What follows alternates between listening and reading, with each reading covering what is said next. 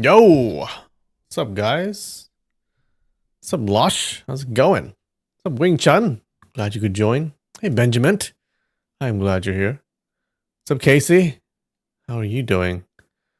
All right, we're here. It's the finally.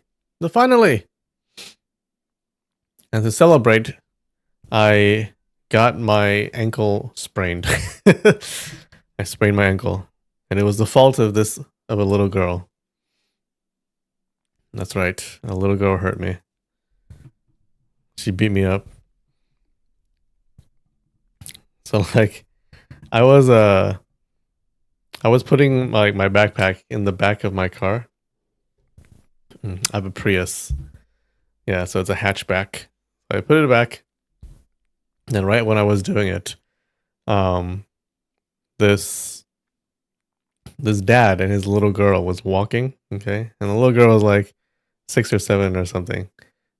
And I looked at her and she kind of looked at me and I was like, "Oh, hi."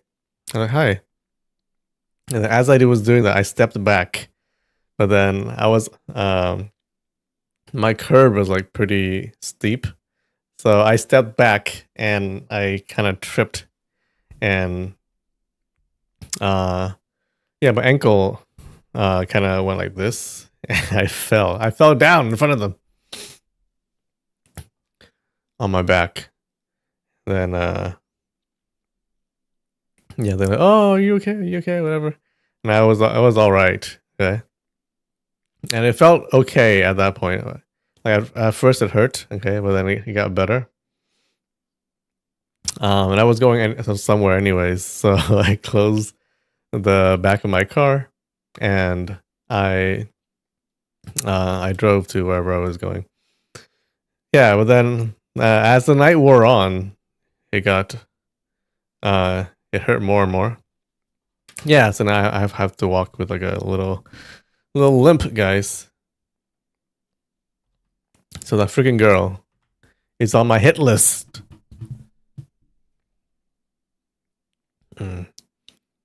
She's done for. When I find her again, oh man.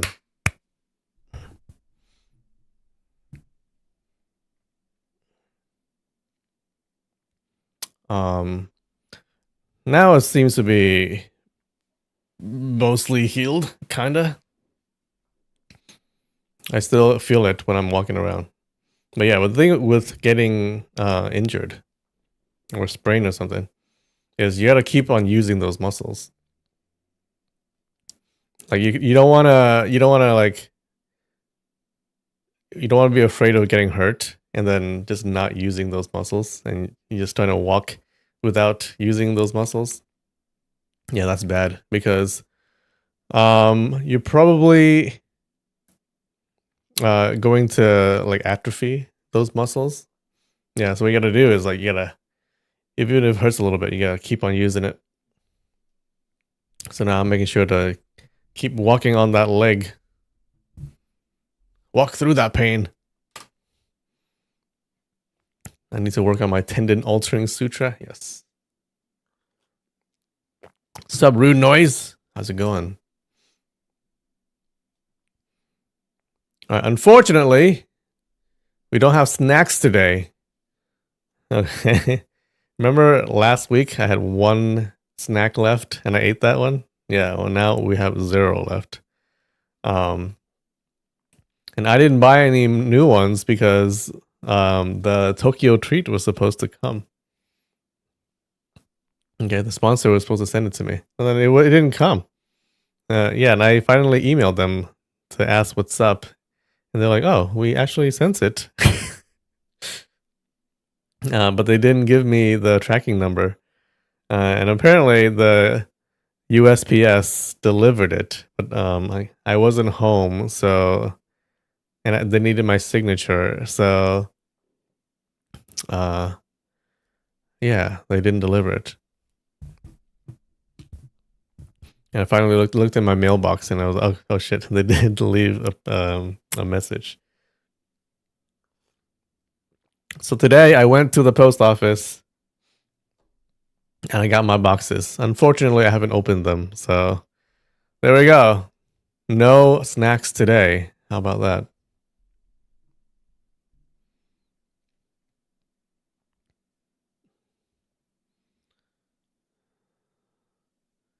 feel so sad for the finale. No boxes, no snacks. Why?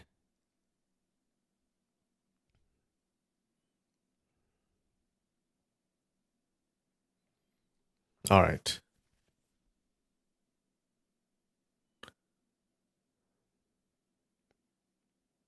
Do do do do.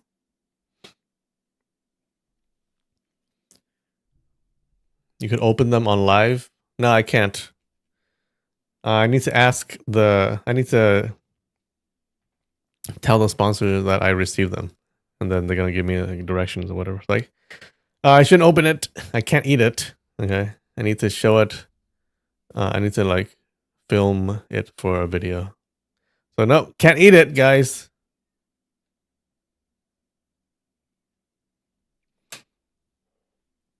Just gotta deal with it. All right. All right, let's crank this out in like 2 minutes. Oh no. Oh no.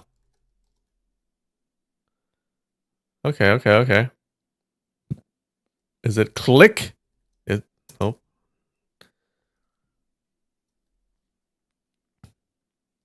Clint? Clinch? Cling? Cling sounds good. Nope. Chill. Chill. Sile. Krill. Nope.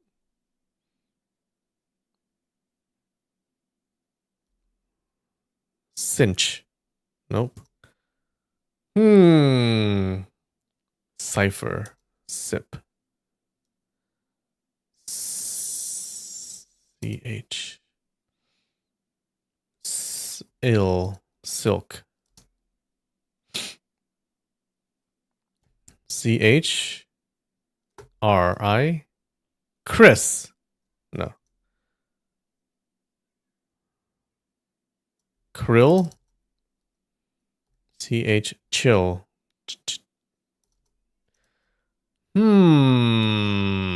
CI? Can't be CI, right? CV. CH. CD? CC? CH. Gotta be CH.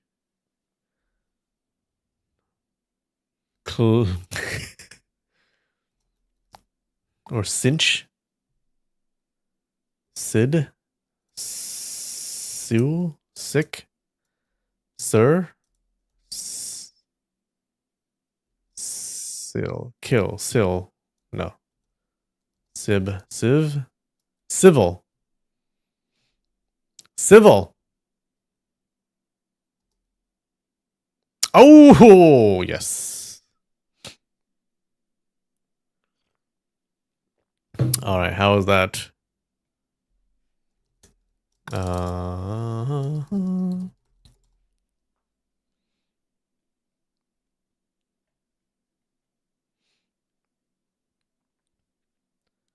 right. Another 2 minutes.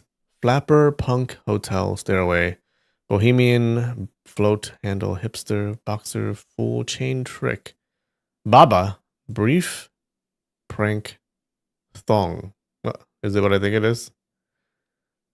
Or is that a red herring? Boxer, brief, thong,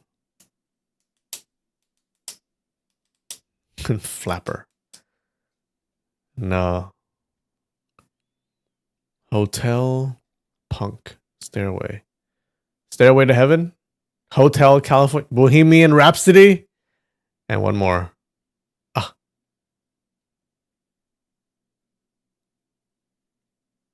Oh no. Is Baba? Fool, chain, trick. Oh no.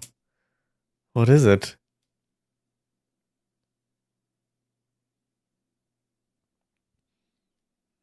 Oh no. My classic music knowledge is not good enough. Punk? Alright. We'll leave that aside for a while. Fool, chain. Love Fool? No. Let's start with chain. Trick. Trick? A hipster, a punk, a fool? Is it? A flapper? A baba? Prank. A prank, a trick. Oh, to prank, to trick, to fool, and to punk someone. Okay. Baba, brief, chain, float. A float, a handle, a flapper, and chain. Ah, toilet. Yes. All right. Hotel California, Bohemian Rhapsody, Stairway to Heaven, and what? Must be one of these, right? Baba? Yeah. All right. What is Baba?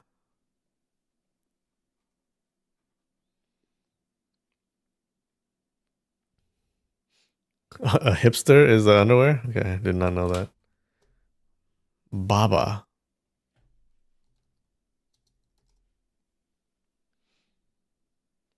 What's up, Nikki? How's it going? Baba O'Reilly. What? Oh. Yeah. Don't know that.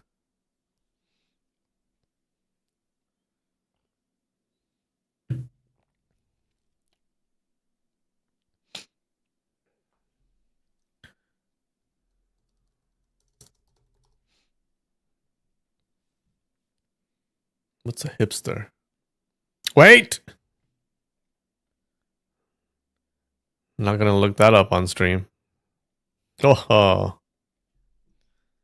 Hipster underwear.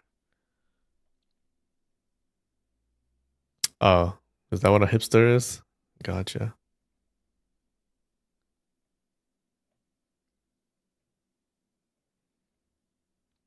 You fool.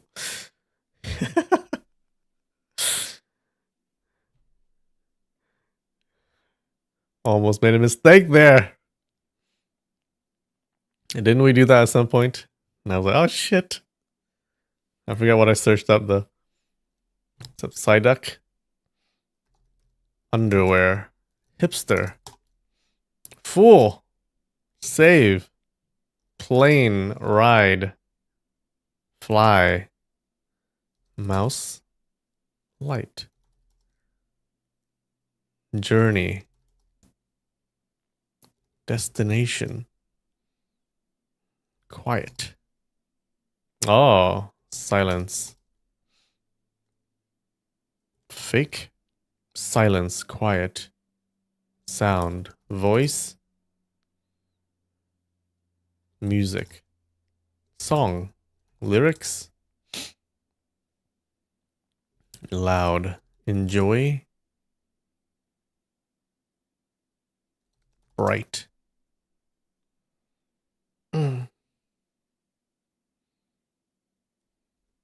Plight. Wait. Plight. A problem. Trouble. Music. We think we tried. Violin. Whoa. Banjo. Whoa. Guitar. How about instrument? Piano. Orchestra. Peace. Advertise. Sing. A banjo. How about strings? Melody. Fiddle. A fiddle. A viola. Tune. Quartet. Pick. Axe. Hay. A fiddle, eh? Mandolin. Mandolin. Ukulele.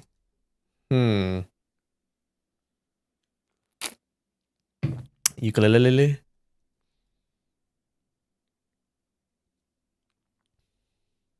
A bow. Oh shit.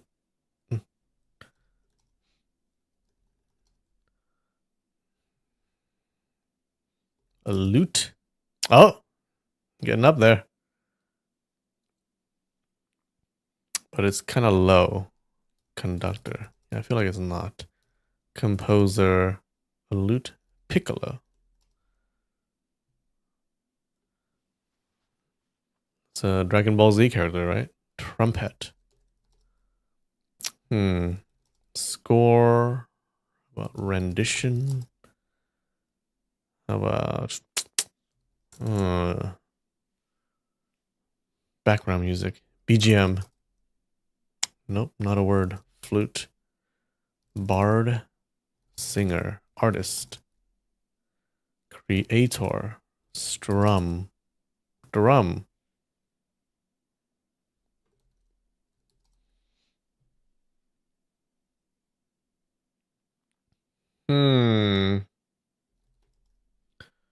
Duet. A lute.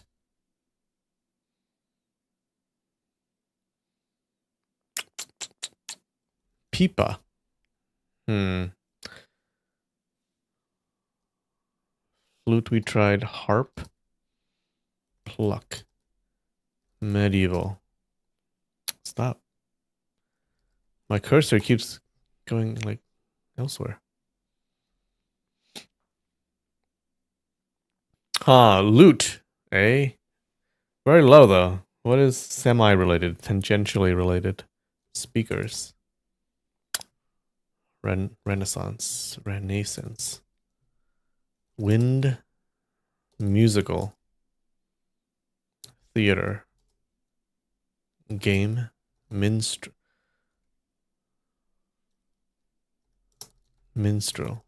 Track. Measure. Tempo. Rhythm.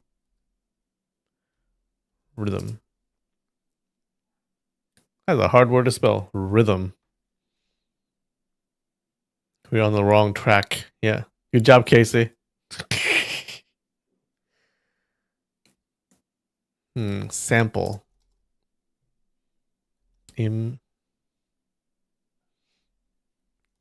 Chord. Improvise. Fret. Jazz.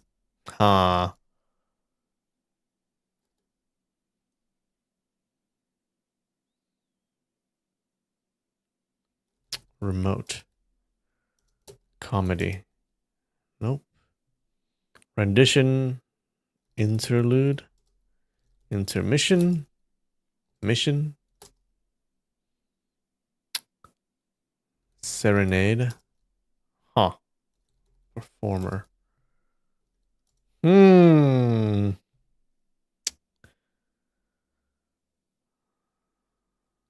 Accompaniment. Patron. Band. Fan. Viewer. Watcher. Show. Noise.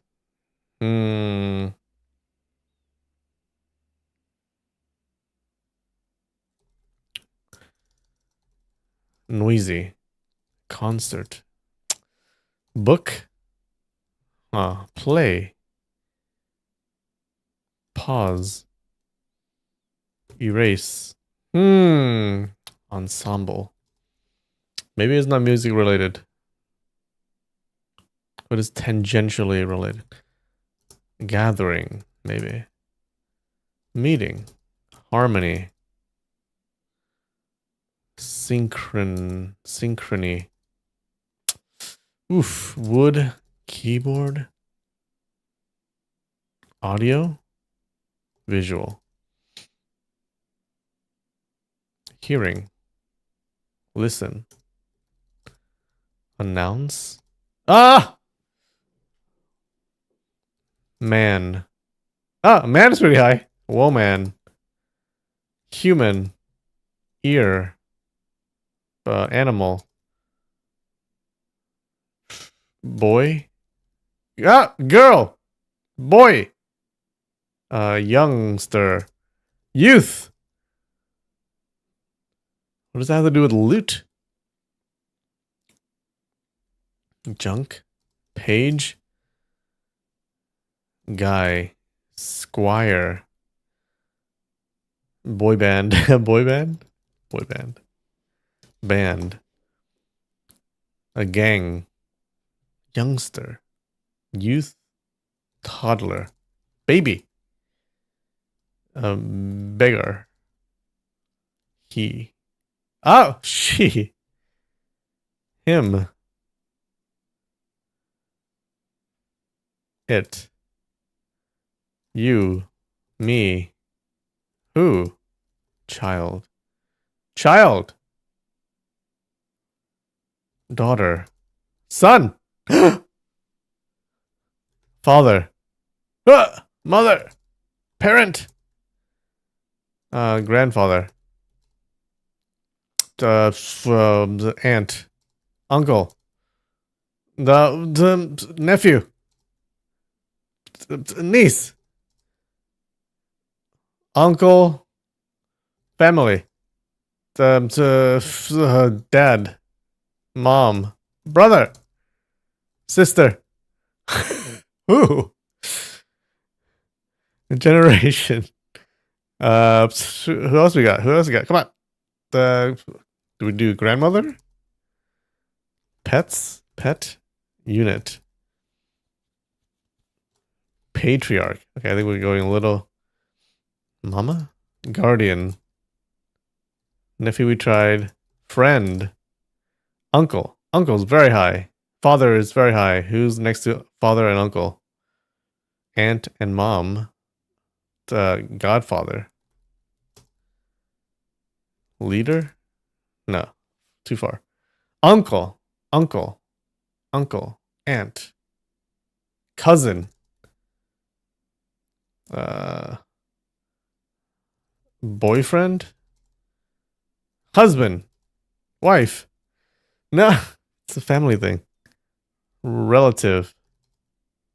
Uncle. Uncle. Father. Uncle. Father.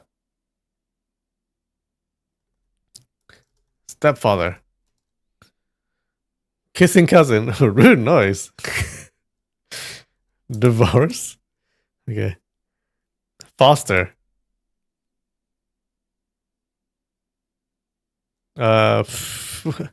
Uncle. Uncle. Father. Parent. What else is there?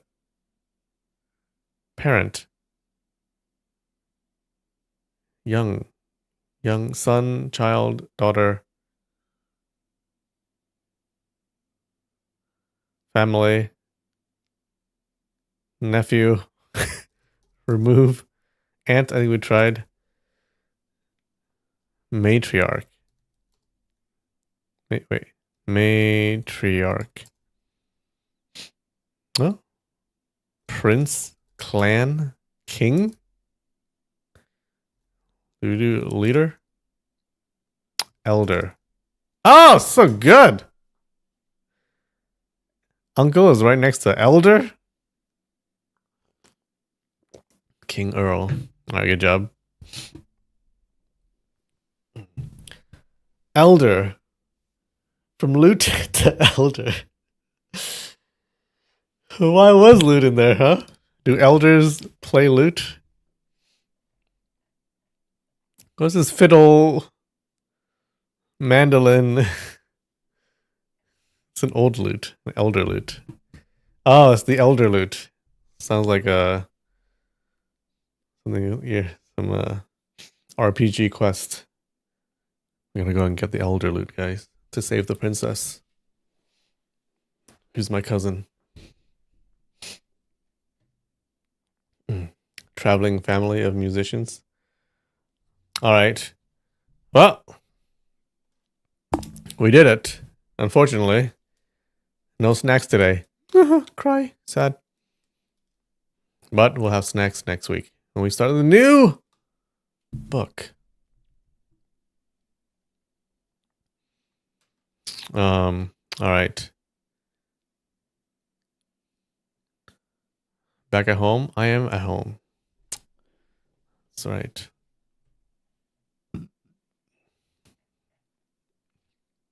No, I just changed my background.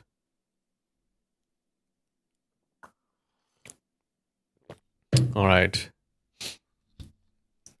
What happened last week? Man, it's the last episode and like no snacks and I sprained my ankle. What a great celebration. All right. What happened last week? So last week, Ouyang Feng, he's been training with the fake martial arts that Hong Rong taught him. Okay, and he duels with Hong Qigong, and he's actually pretty good. All right, the fake martial arts is making him like unpredictable. Meanwhile, Hong Rong from the side, she's using her verbal jutsu to taunt him, and actually it works. And Ouyang Feng falters, and he's hit with this move from Hong Qigong, and he runs away. And then Hong Yaoxi arrives, and father and daughter they reunite. Now they're there for the Huashan sword meet to decide who's the strongest under heaven. But Hong Yaoxi he doesn't want to take advantage of Hong Qigong's fatigue. So Hong Rong proposes a fair challenge for the both of them. They both fight Guo Jing, and they fight him till 30 moves. Okay, and whoever defeats Guo Jing with the fewest moves wins. So Hong Yaoxi he goes first, and he starts to duel him, and he's shocked by Guo Jing's progress. And they fight till 300 moves, and they stop. And so Hong Yaoxi is not able to defeat him quick enough. And then so then Hong Qigong fights with Guo Jing, and he's also surprised by Guo Jing's progress. And they fight until 299 moves. And then for the last move, Hong Qigong unleashes this powerful attack or whatever. And Guo Jing does the same, and they lock palms. Okay, not romantically, just physically. They lock palms. And they're there for like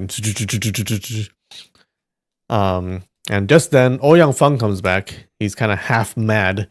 And he interrupts the duel and he fights with everyone. And he's crazy strong now. Okay, he's super unpredictable because of his fake martial arts.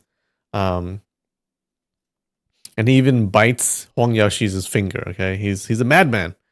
Hong Qigong yields. Hong Yaoxi also yields. So Ouyang Feng declares success, and he declares himself the strongest under heaven. He also mistakes Guo Jing for his son Ouyang Ke, and he kind of reveals the secret that Ouyang Ke was not his nephew but his son. Seeing the dire situation, Hong Rong has a plan. She tells him that there is actually one person that you can't beat, Mr. Ouyang Feng. And Ouyang Feng's like, who? And she says, that person is Ouyang Feng. And that's where we left off. At a cliffhanger. How's that?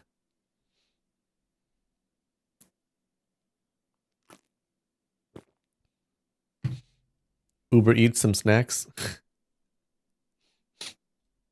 Their fingers don't interlace, so it's straight. True. That's what I say when I lock palms with my friends. All right, are you ready?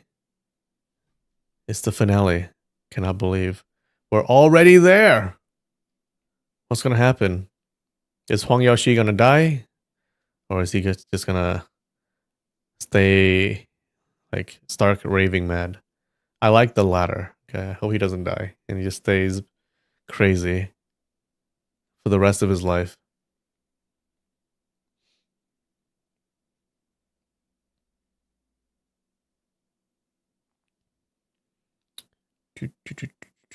All right.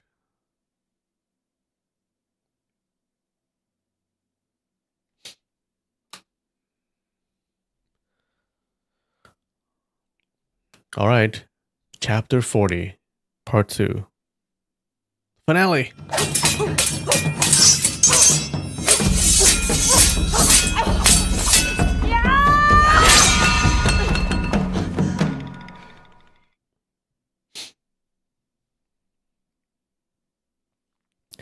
So here she says his name is Ouyang Feng, okay? Ouyang Feng scratched his head, hesitating. Ouyang Feng? That's right. said Huang Rong. Your martial arts may be powerful, but you're no match for Ouyang Feng. Ouyang Feng grew more and more confused. The name Ouyang Feng sounded so familiar. Surely it must be someone very close to him.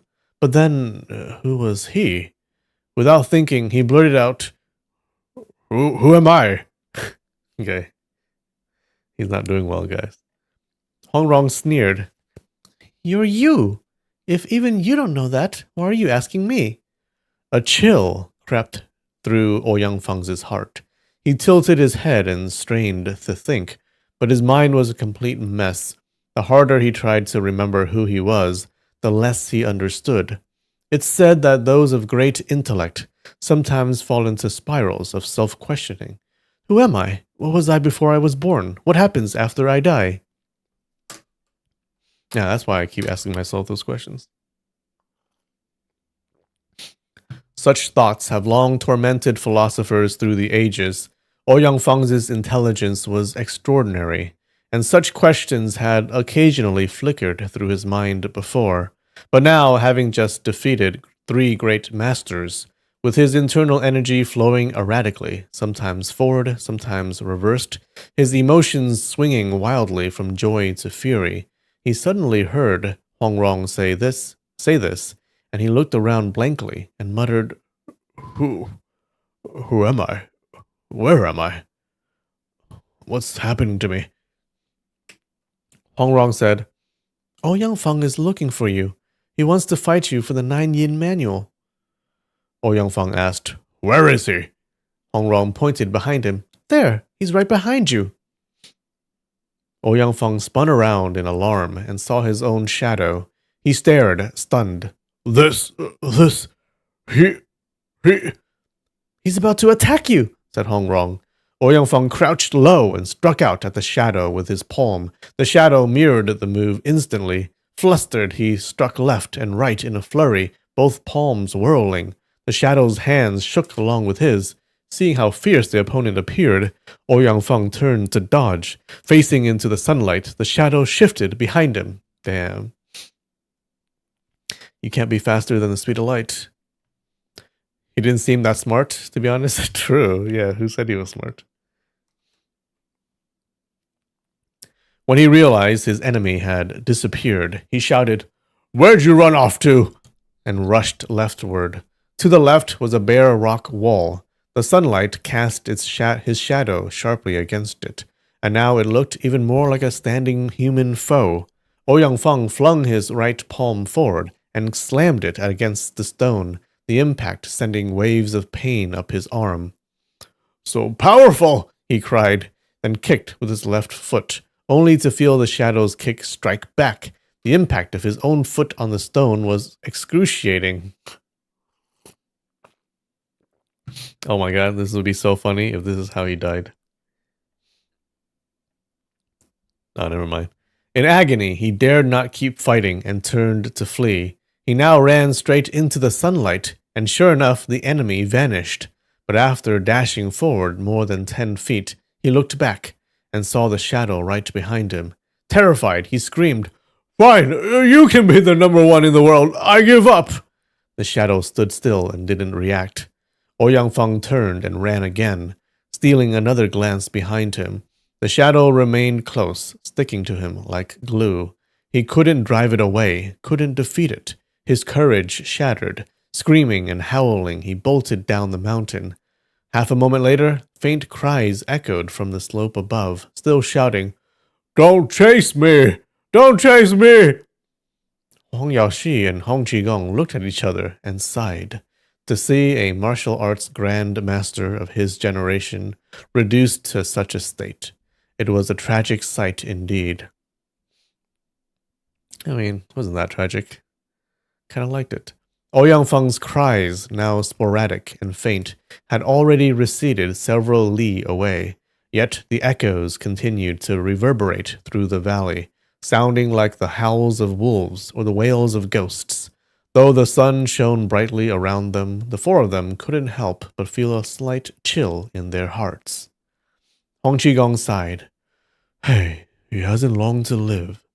Suddenly, Guo Jing murmured to himself, Me? Who am I? No, Gojing, no! Don't go crazy. Hey, don't do it. Not you.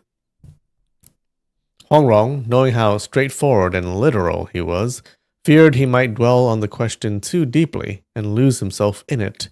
She quickly said, You're Guo Jing. Brother Jing, don't think about yourself. Just focus on other people's troubles. Guo Jing snapped out of it with a solemn start. You're right. Master, Island Master Huang, let's go down the mountain. Hong Qigong scolded him. You little fool.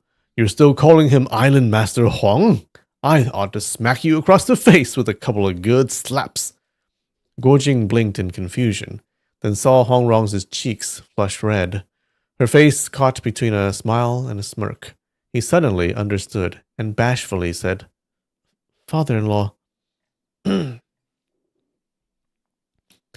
Yaoshi burst out laughing, taking his daughter by one arm and Guo Jing by the other.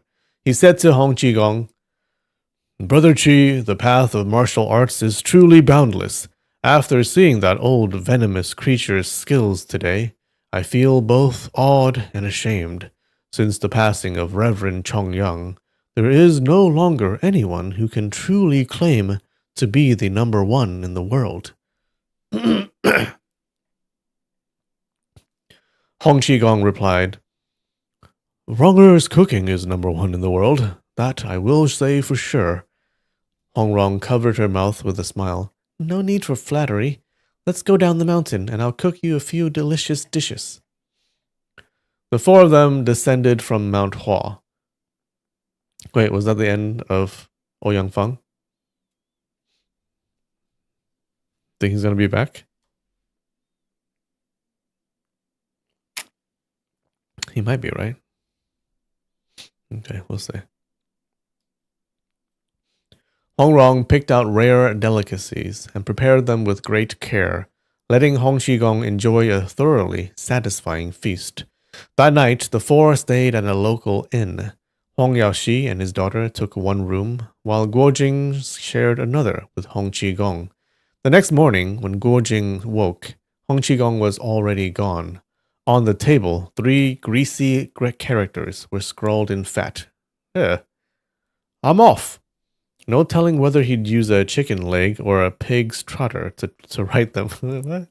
Guo Jing hurried to inform Hong Yaoshi and Hong Rong. Hong Yaoshi sighed.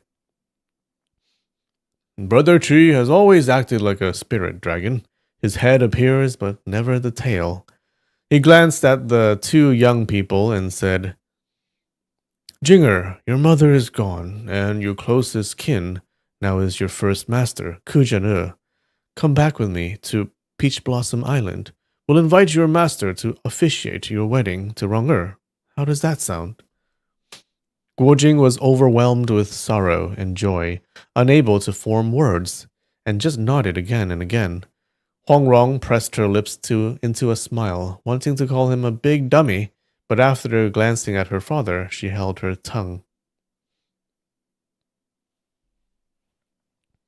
Why would she share the room with her dad? You save money, okay? The 3 of them spent the journey enjoying the mountains and rivers as they leisurely made their way southeast. In just a few days, they entered the territory of southern Liangzhi, and Peach Blossom Island was already near. Suddenly, the air filled with the urgent cries of eagles. 2 white eagles came soaring swiftly from the north. Guo Jing was overjoyed and let out a long whistle. The 2 eagles swooped down and landed on his shoulders. He had left Mongolia in such haste that he hadn't had time to bring them with him. Now, reunited, he was ecstatic. He reached up and fondly stroked their backs. Then he noticed a small leather tube tied to the male eagle's leg.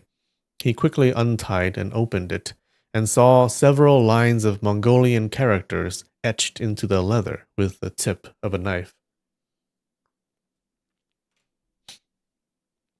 Is this the princess? My master is attacking south and will soon strike Xiangyang. I know you are loyal to your country and risk death to receive this warning. I bear the guilt of your mother's tragic death and no longer have the face to see you again. I am heading west to a remote to a remote land to live with my elder brother, and shall never again set foot on our homeland. May you take good care of yourself and enjoy boundless fortune and longevity. All right, we're off the hook, guys.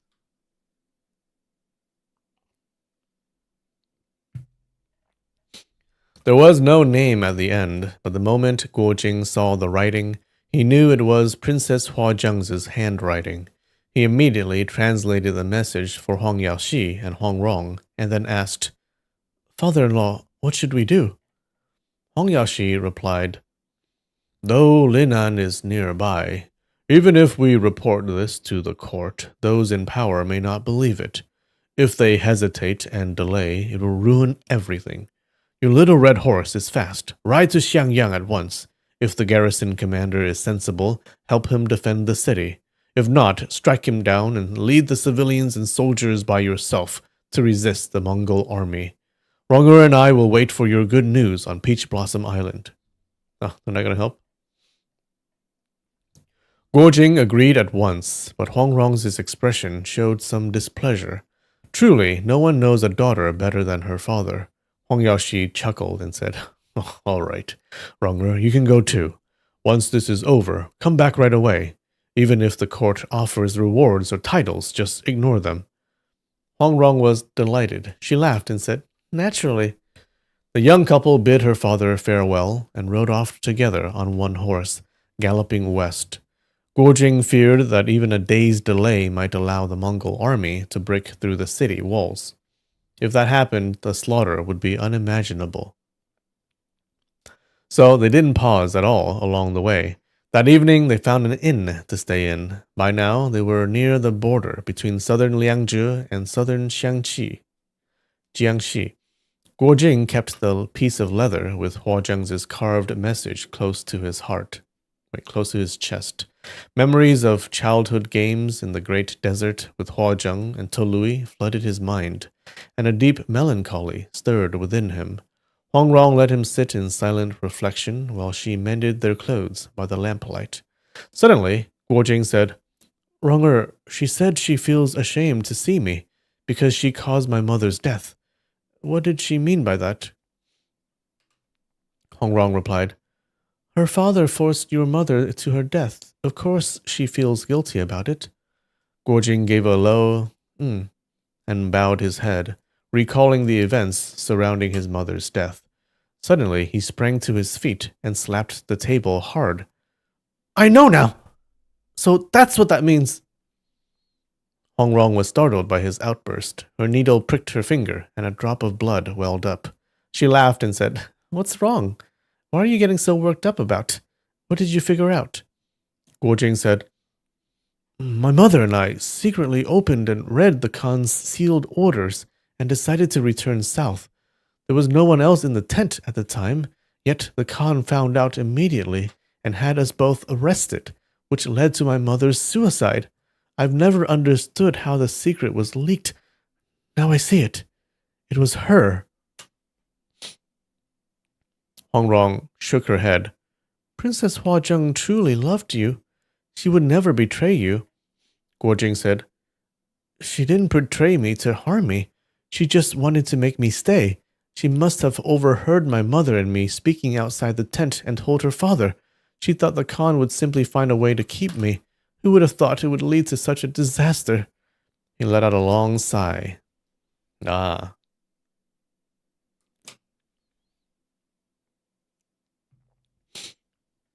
Huang Rong said, "If it was an unintentional mistake, then you ought to go to the western regions and find her."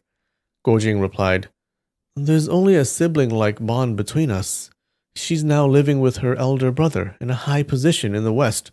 Why would I go looking for her?" Huang Rong smiled sweetly, secretly pleased. That day, the two of them arrived in Changrao, in the southern part of Jiangxi. The mountain path was overgrown, the tall grass brushing against the horse's belly, desolate and lonely. Ahead loomed a dense, dark forest. As they were riding along, The two white eagles suddenly cried out sharply from the sky and dove swiftly downward, disappearing behind the forest in the blink of an eye. Guojing and Hongrong immediately knew something was wrong. They spurred their horse forward and rode around the trees. His marriage foiled again. Oh. Just beyond the forest, they saw the eagles circling and diving in battle with a lone man. It was Elder Peng of the beggar sect. He was brandishing a steel saber, guarding himself with fast and fierce moves. Though the eagles were powerful, they couldn't gain the upper hand.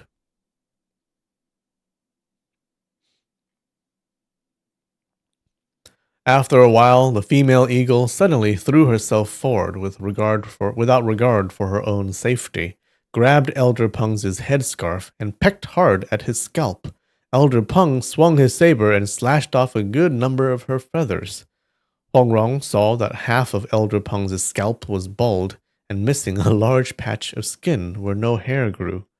At once she realized, the day that eagle was hit in the chest by a short arrow, it was this scoundrel beggar who shot it.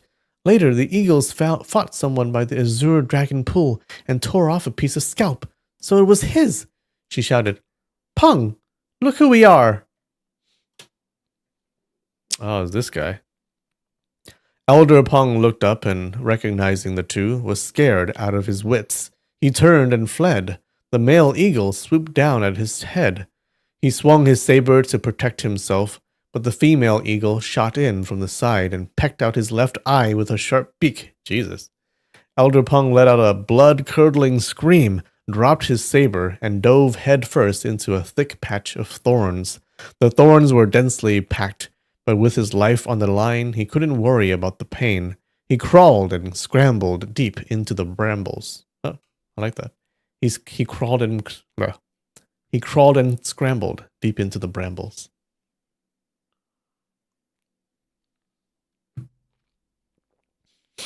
The eagles couldn't reach him any further, but they were unwilling to give up and continued circling above the thorn patch, refusing to leave. Guojing called to the twin eagles, saying, He's already lost an eye, let's spare him. Just then, from the tall grass behind them came the cries of an infant. Guojing exclaimed, Ah! And leapt down from his red horse. Parting the grass, he saw a baby sitting on the ground, with a woman's feet visible beside him. He quickly brushed aside more of the grass and found a woman in green lying unconscious. It was Mu Nianzi. Whoa! Oh yeah, I forgot about her. Hongrong cried out in surprise and joy, Sister Mu! And bent down to help her up. Guojing picked up the infant. The baby stared at him with bright, spirited eyes, completely unafraid. Oh no, it's Yang Kang's baby! Oh. Hongrong massaged several acupoints on Mu Nianzi's body and pinched the philtrum beneath her nose. How you gonna forget about Mu Nianzi? I thought she just... Yeah, I forgot what happened to her. Mu Nianzi slowly regained consciousness, opening her eyes and seeing the two of them. She murmured in a trembling voice, as though dreaming, Your brother Guo and Hongrong.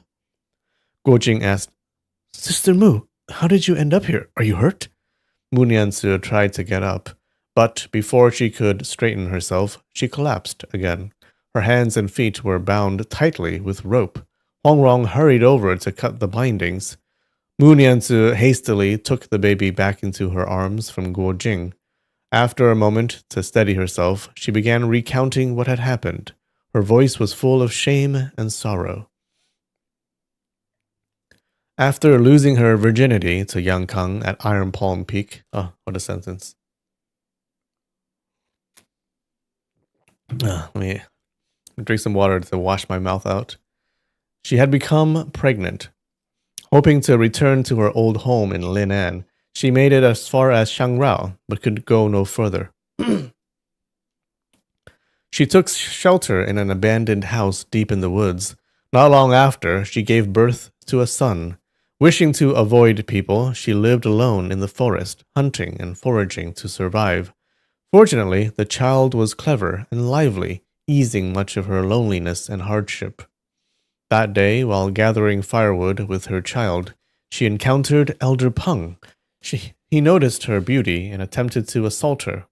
Though Mu Niansu's martial arts weren't weak, Elder Peng was one of the Beggar Sex's four elders, a peer of Lu Youjiao, second only to Hong Qigong, and she was no match for him.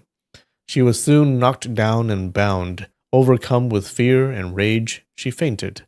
If Guojing and Hongrong hadn't arrived just in time, and if the eagles hadn't spotted their old enemy from the sky, Mu Niansu would have suffered unspeakable harm once again. She gave birth all by herself? Yeah, what, you can't do that? That night, Guojing and Hongrong stayed with her in her home.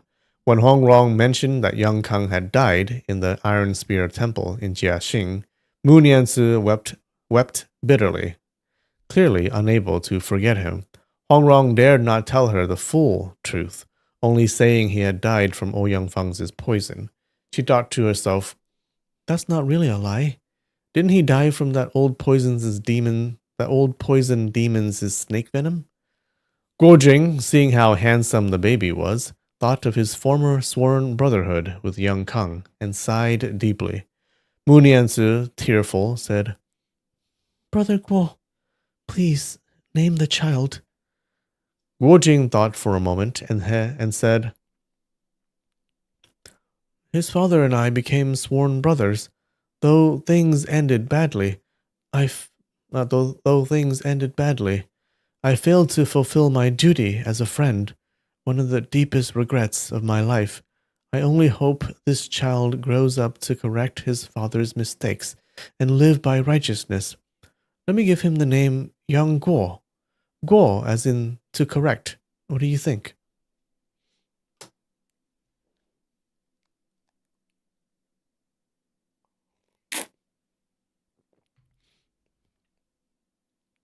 Guojing's mom also gave birth to him by herself whilst unconscious. Yeah, pretty badass.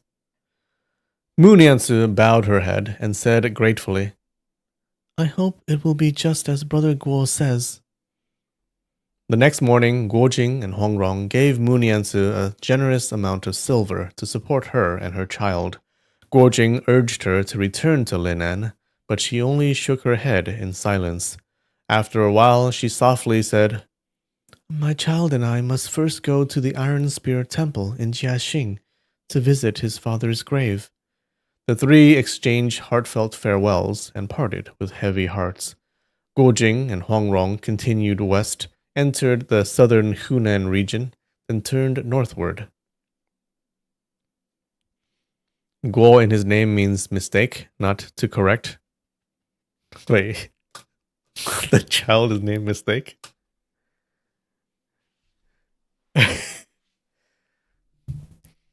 Okay.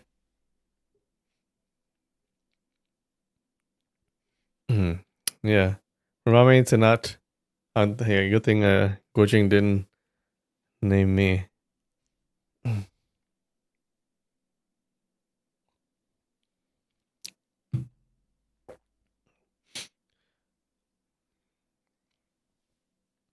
In a few days, they reached Xiangyang. Seeing that the people were at peace and the markets bustling with no sign of warfare, they were relieved to know the Mongol army hadn't arrived yet. Xiangyang was a key frontier city of the southern Song and had a pacification commissioner's office with elite troops defending it. Guojing, knowing the urgency of the situation, didn't even stop at an inn and went straight with Huangrong to seek an audience with the commissioner Lu Wen-de.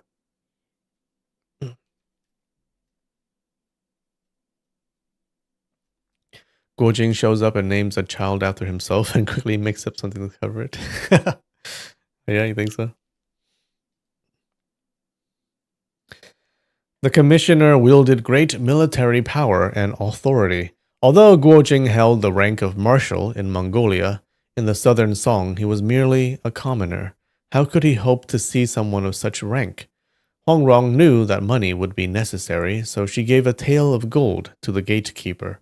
His attitude changed at once, beaming with flattery. But even so, the earliest available audience was scheduled half a month later, and only for high officials. Guo Jing grew anxious and shouted, "The military situation is urgent! How can we wait that long?" Hong Rong quickly gave him a look and pulled him aside, whispering, "We'll sneak in and see him tonight." That evening, after the second watch, the two used their lightness skills to infiltrate the commissioner's residence. Inside, Lu Wendu was drinking and merrymaking. Surrounded by concubines, wholeheartedly focused on pacifying himself and his companions. Guo Jing and Huang Rong leapt down into the hall. Guo Jing gave a deep bow and said, "I bring urgent military news to report." Startled, Lu Wendu cried out, "Assassins!" He shoved away his concubine and dove under the table. Guo Jing strode forward and grabbed him, saying, "Commissioner, don't be afraid. We mean you no harm." He lifted him back into his seat. Okay. Yeah, I don't have a lot of trust in this commissioner at the moment. Lu Wendu was pale with terror, trembling uncontrollably. Dozens of guards stormed into the hall with weapons raised to defend him. Hong Rong drew her dagger and pointed it at Lu Wendu's chest. The guards all shouted but dared not approach. Hong Rong said, "Tell them to be quiet. We have something to say." Lu Wendu, limbs shaking, passed down the order, and the guards fell silent. Guo Jing saw that although this man held a position vital to defending the realm, he was completely useless, just a coward in command. He sighed inwardly and began recounting the intelligence. The Mongol army was about to launch a surprise attack on Xiangyang. He urged Lu Wendu to immediately mobilize troops and fortify the city's defenses. Lu Wendu didn't believe a word of it, but kept nodding and agreeing verbally. Hong Rong saw he was still shaking and asked, Did you hear what he said?" Lu Wendu stammered, I heard." "Then what did you hear?" she demanded. Lu Wendu replied, The Jin soldiers are coming to attack. We must be on guard. Yes, on guard." Hong Rong snapped, "It's the Mongols, not the Jin." Lu Wendu flinched and said, "The Mongols? That can't be. That can't be. The Mongols are allied with our chancellor to attack the Jin. They wouldn't turn on us." Hong Rong said sharply, "I say it's the Mongols, so it's the Mongols." Lu Wendu nodded frantically. Yes. If the young lady says it's the Mongols, then it's the Mongols." Guo Jing said, "The lives of all the people in this prefecture rest in your hands, sir. Xiangyang is the southern Song's northern bulwark. You must take this seriously." Lu Wendu replied, Yes. Not a word wrong in what you say, young man. Now, please, off you go." Guo Jing and Hong Rong sighed, vaulted over the wall, and left. Behind them, they heard a clamor erupt. "Assassins! Catch the assassins!" Chaos broke out in the residence. The two waited for 2 more days, but saw no movement in the city. Guo Jing said, "That damn commissioner! We should just follow father-in-law's advice and kill him first, then figure out what to do." Hong Rong said, "The enemy will be here in a few days. Killing that coward isn't a loss, but it would throw the city into chaos. Without a commander, the troops won't be able to resist the invasion." Guo Jing frowned. "If that's true, what can we do?" Hong Rong pondered for a moment, then said, "There's a story in the Zhuo tradition called Xian Gao Feeds the Army. Maybe we can borrow a page from that." Guo Jing brightened. "Rong reading is really endlessly useful. What is that story? Tell me quickly. Can we actually use it?" Hong Rong said, "We can, but I'll need to borrow your body." Hong Rong. Guo Jing blinked. "What?" Hong Rong didn't answer right away. She just gave a little laugh. After a moment of giggling, she explained, All right, here's the story. During the spring and autumn period, there was a merchant from Zheng named Xiang Gao. While he was traveling for business, he came across a massive army from the state of Qin. It turned out they were preparing to launch a surprise attack on Zheng. Back then, Zheng was totally unprepared, and if the army arrived, the state would be finished. Now, Xian Gao was just a merchant, but he loved his country. He quickly came up with a plan. He sent someone on a fast horse to warn the Duke of Zheng, and then he himself led 12 oxen to the Qin general and said he was sent by the Duke of Zheng to reward their army with provisions. The general assumed Zheng was already on alert and canceled the attack, retreating his army back to Qin.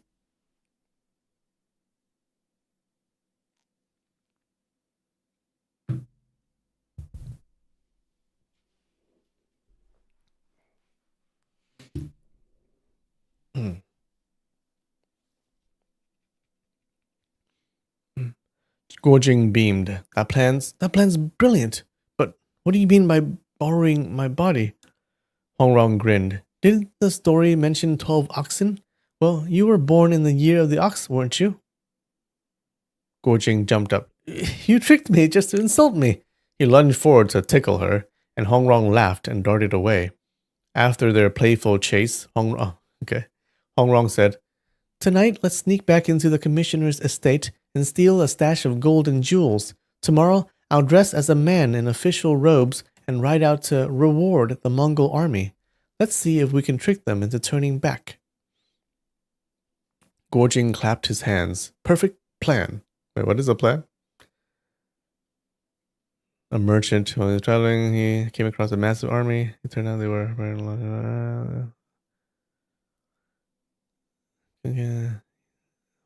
to warn the Duke of Zheng, let's reward the army with provisions.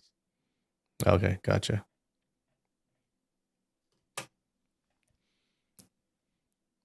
So Zheng was already on high alert. Yeah.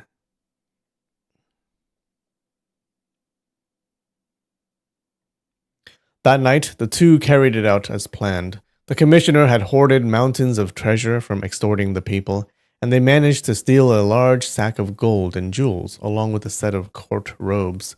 No one in the residence noticed a thing.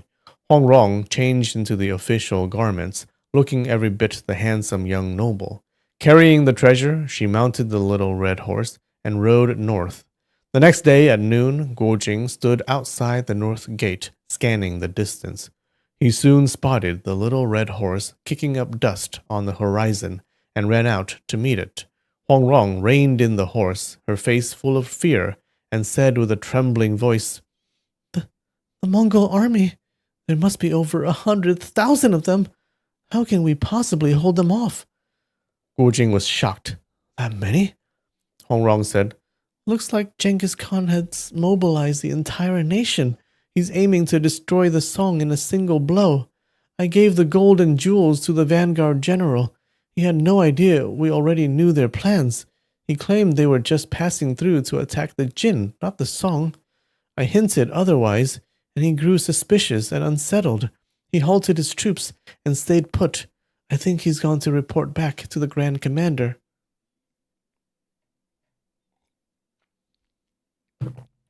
Guojing said, If they turn back and retreat, that would be the best outcome. I'm just afraid. Hongrong furrowed her brows. Seeing the strength of the Mongol army, I doubt they'll give up so easily, Guojing said. Can you think of another clever plan? Hongrong shook her head. I've been thinking for a whole day and night already. Jinguge, if it were just one-on-one combat, there are only 2 or 3 people in the world who could beat you. Even 10 or 100 men wouldn't faze us. But now we're facing thousands, tens of thousands. What can we do? Guojing sighed. Hey, the Song people outnumber the Mongols many times over. If only we were united, what would we have to fear from their elite troops? But the emperor is cowardly and muddle-headed, and the officials abuse the people and ruin the nation. Hongrong said, If the Mongols don't come, fine, but if they do, we'll kill as many as we can. And if things truly get desperate, we still have the little red to rely on. There's no use worrying too much about the future. Guojing replied seriously. Runger, that's not right. We've studied the military tactics left by the great General Yue Fei. How can we ignore his teachings of utter loyalty and service to the nation? Even if we're just two ordinary people, we still have to do our utmost to defend our homeland. Even if we die on the battlefield, it won't be in vain, not after all our parents and teachers did to raise us. Hongrong sighed. I always knew this day would come. Fine, fine, fine. If you live, I live. If you die, I die. Now that they'd made up their minds, they actually felt lighter. They returned to their lodging and shared wine, talking at length. With the enemy approaching and death possibly at hand, their bond felt even deeper than before. They drank and talked until late into the night. Suddenly, they heard loud wailing coming from outside the city. The sound carried far and was full of anguish. Hongrong cried, "They're here!" The two of them jumped to their feet and rushed to the top of the city wall. They saw throngs of refugees arriving outside the gates, old and young, all fleeing in panic, an unending stream. But the city commander had ordered the gates shut tight, refusing to let them in. Before long, Lu Wunde sent more soldiers to reinforce the walls, bows drawn, arrows nocked, shouting for the refugees to go away. Cries rang out, "The Mongols are coming!"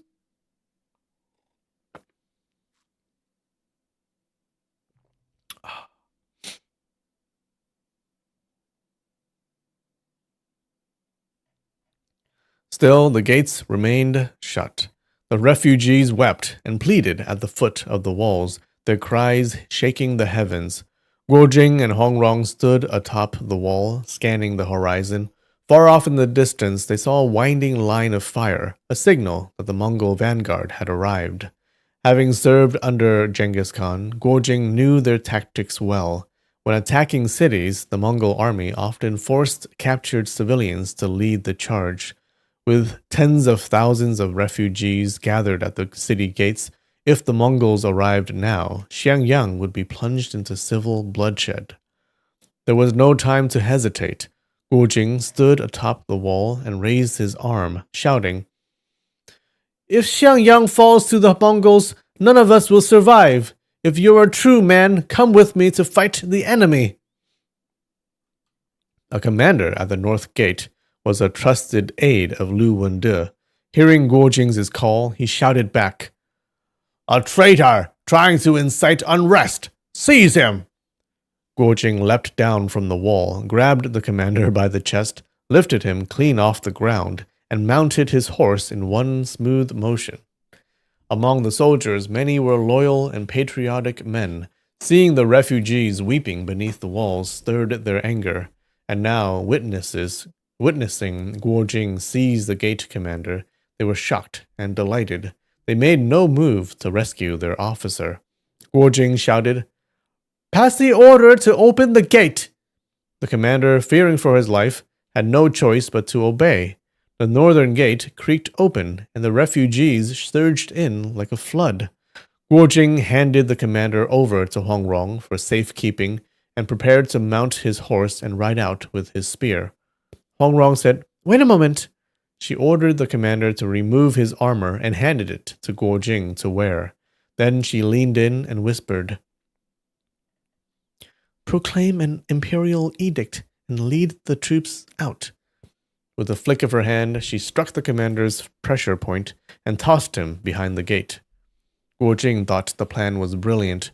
He raised his voice and shouted, "By imperial decree, the pacification commissioner of Xiangyang, Lu Wunde, is dismissed for incompetence and cowardice.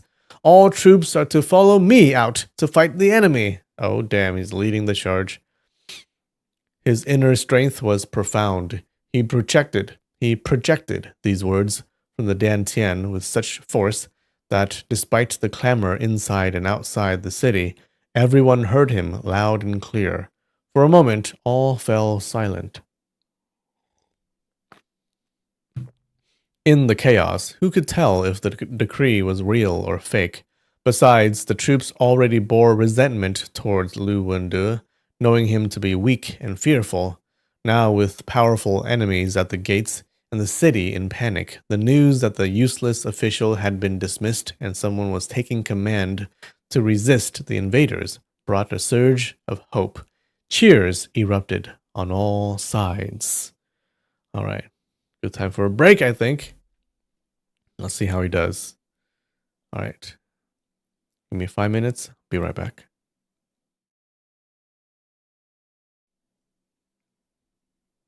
Okay, we're back. All right. The battle starts. Guo Jing led 6,000 to 7,000 troops out of the city, but seeing their disorganized ranks and loose formations, he knew they stood no chance against the elite Mongol cavalry. Recalling a line from the Wu Mu Legacy Manual, in urgent times, use unorthodox means. When the army is in peril, deceive the enemy. He immediately gave orders. Over 3,000 soldiers were to hide behind the eastern hills and, at the signal of a single cannon shot, shout and wave banners without engaging in combat. Another 3,000 were to do the same behind the western hills, acting on 2 cannon shots. The officers of both units, seeing Guo Jing's calm confidence and decisive command, obeyed without hesitation and led their men to their positions. By the time all the refugees had entered the city, dawn had fully broken. Then came the sound of war drums and galloping hooves. Dust clouds billowed as the Mongol vanguard charged toward the walls. Hongrong grabbed a spear and horse from the soldiers and rode behind Guo Jing. He gave a loud command. Open all 4 gates! All civilians and soldiers inside the city are to hide indoors. Anyone seen outside will be executed on the spot. Truth be told, even without his command, the people of Xiangyang had already vanished. Those brave enough had joined the ambush behind the eastern and western hills, while cowards like Lu Wende were either cowering beneath tables, chanting Gao Huang sutras to relieve suffering, or hiding under their covers, trembling with fear. Hundreds of Mongol cavalry came galloping like the wind, but when they saw that the gates of Xiangyang stood wide open, and that a young man and woman sat astride horses with spears in hand, standing calmly before the drawbridge, they were puzzled. The officer commanding the vanguard, a Chiliarch, commander of 1,000, dared not advance on his own, and quickly rode back to report to the Myriarch, the commander of 10,000, in the rear. The Myriarch was a veteran of countless campaigns. Upon receiving the report, he was deeply suspicious. What kind of nonsense is this? He thought. He spurred his horse to the front, and when he caught sight of Guo Jing from afar, he was taken aback. During his westward expeditions, he had seen Guo Jing time and again devise brilliant stratagems, conquer cities, and defeat enemies, winning every battle. In particular, Guo's astonishing role in the flying siege assault on Samarkand had left this man in awe. Tales of that victory were still the talk of the Mongol army. Now, seeing Guo Jing calmly stationed before the gates of Xiangyang, with the city seemingly deserted behind him, the officer was convinced this was yet another trap. He dared not attack. From atop his horse, he cupped his fist in salute and called out, "Golden Knife Prince Consort, I pay my respects." Guo Jing returned the gesture, but said nothing. The Myriarch turned his mount and withdrew, racing back to report to the overall commander. Over an hour later, the great banners fluttered and a clattering column of armored troops approached, surrounded by an elite guard. A young general rode to the front. It was none other than Tolui, the 4th prince. Tolui galloped ahead of his bodyguards and shouted, "Guo Jing Anda, how are you?" Guo Jing spurred his horse forward and replied, "Tolui Anda, it's you." In the past, the two sworn brothers would have embraced each other joyfully upon meeting, but now, as their horses drew within 5 jang, about 50 feet, both reined in at the same time. Guojing said sternly, Anda, you've come to attack my great song. Is that true or not?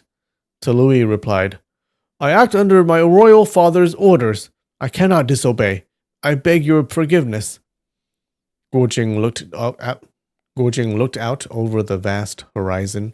Banners surged like clouds. Blades gleamed like snow. Who knew how many troops lay beyond? He thought, if these iron cavalry charge, today Guojing will surely perish here. Then he shouted, Very well, then come and take my life. Talui was taken aback.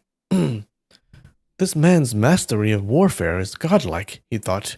I'm not his match, and he and I are as close as flesh and blood. How can I bring myself to harm a sworn brother? For a moment he hesitated, unsure what to do. Just then Huang Rong turned her head and gave a signal with her right hand. Inside the city, soldiers lit the signal cannon. With a thunderous boom, it fired. At once, the troops hidden behind the eastern hills erupted in shouts and waved their flags. Talui's face changed. Then came a second signal blast. More shouting and flags rose from behind the western hills. This isn't good, he thought. We've walked into an ambush.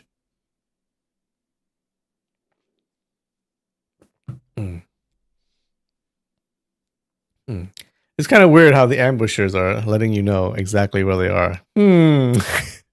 Why would they do that? Though Tolui had followed Genghis Khan through countless campaigns and seen every kind of massive battle formation imaginable, and though these few thousand troops were no real threat to him, his awe of Guojing's strategic brilliance lingered. Now, sensing something unusual, his heart faltered. Without risking further engagement, he immediately issued an order. Rear troops move to the front, withdraw 30 li, and set up camp. Guojing saw the Mongol forces retreating and exchanged a smile with Huang Rong. She said, Jingge, congratulations. Your empty city ruse worked. But Guojing's smile quickly faded, replaced by worry. He shook his head and said, Tolui is a resolute and courageous man. Though he's withdrawn today, he'll surely return tomorrow. Then what can we do to stop him? Huang Rong pondered for a moment. There is a plan, she said, but I'm afraid your loyalty to your oath of brotherhood will hold you back. Guojing stiffened.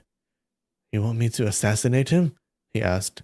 Huang Rong said, He is the Khan's most beloved youngest son, noble beyond compare, not just another general.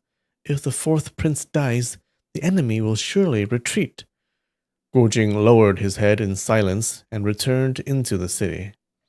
Though the citizens and soldiers were overjoyed to see the enemy retreat, chaos still reigned within Xiangyang. Lu Wende, upon hearing that Guojing had turned the Mongol army away with just a few words, was ecstatic. He personally came to their lodging to offer congratulations and invite them to a celebratory feast at the yamen.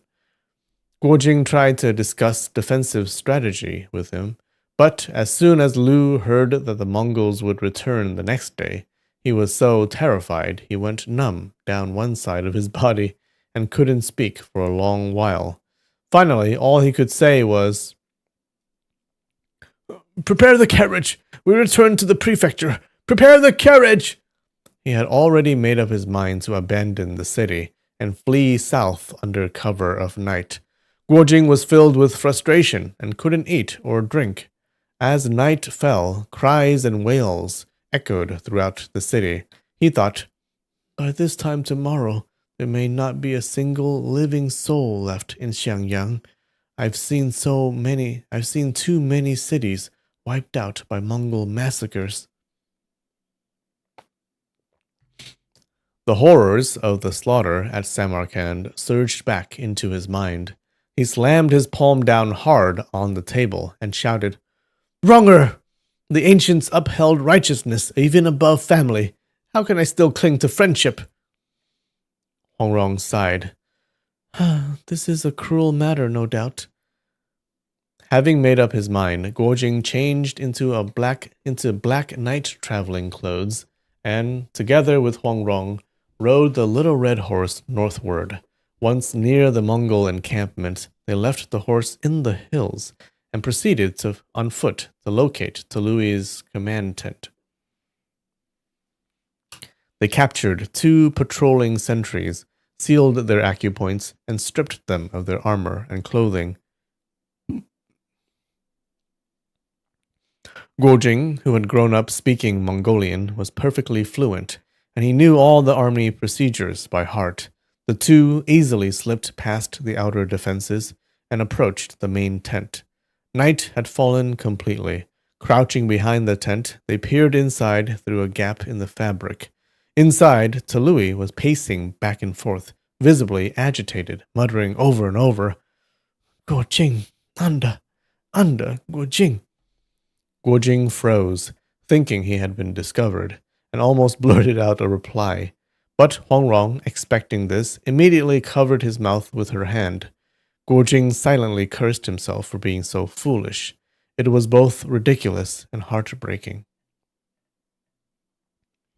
Huang Rong whispered in his ear, "Do it now. A real man seizes the moment. Hesitation helps no one." Just then, the sound of galloping hooves echoed from afar. A rider on urgent business raced up to the tent. Guojing whispered, "Let's hear what the message is. If needed, we can act afterward." They saw a yellow-robed courier dismount and enter the tent. Kneeling before Tului, he said, "Fourth Prince, the Great Khan has sent an order." Tului asked, "What did the Great Khan say?" The messenger knelt on the felt rug and began to sing. The Mongols had only recently begun to adopt aspects of civilization. Though they now had a written language, Genghis Khan himself could neither read nor write. Whenever he had an imperial order to issue, he would often have it relayed orally. To prevent errors or omissions, the decree was usually set to a melody, and the messenger would memorize the song thoroughly before departing.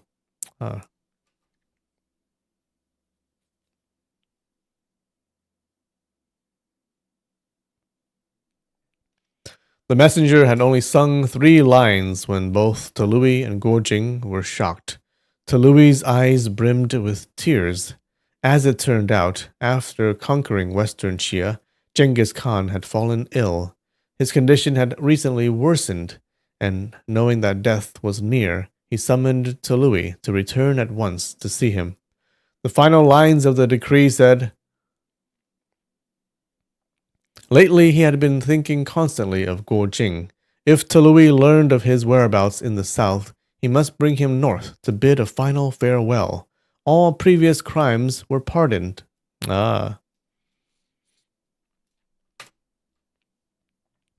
When Guojing heard this, he slashed open the back of the tent with his dagger and slipped inside. "Tului anda," he called out. "I'll go with you." He's like, "What?" Tului was startled, but upon seeing that it was Guojing, he was overjoyed. The 2 finally embraced. The messenger recognized Guojing and stepped forward to kowtow.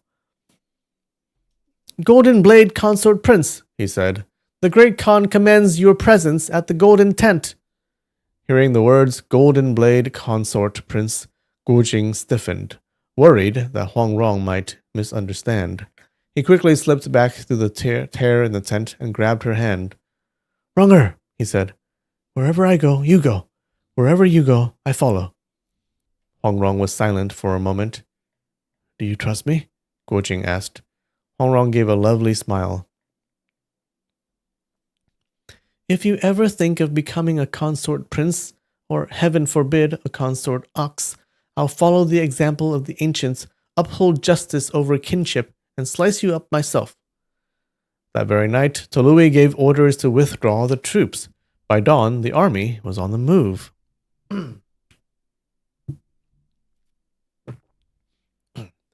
Guo Jing and Huang Rong retrieved their red horse and twin eagles and rode north with the army. Fearing he might not see his father in time, Tolui handed command of the retreat to his deputy and rode with Guo Jing and Huang Rong at full speed. In less than a month, they arrived at the golden tent of Genghis Khan in western Xia. When Tolui saw the 9 yak hair war standards still standing tall before the tent, he knew his father was alive and well.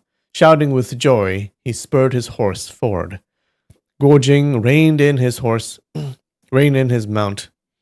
Thoughts of the Khan's kindness and generosity, the favor and rank he had been granted, clashed in his heart with the grief of his mother's death and the horrors of the Khan's bloody conquest.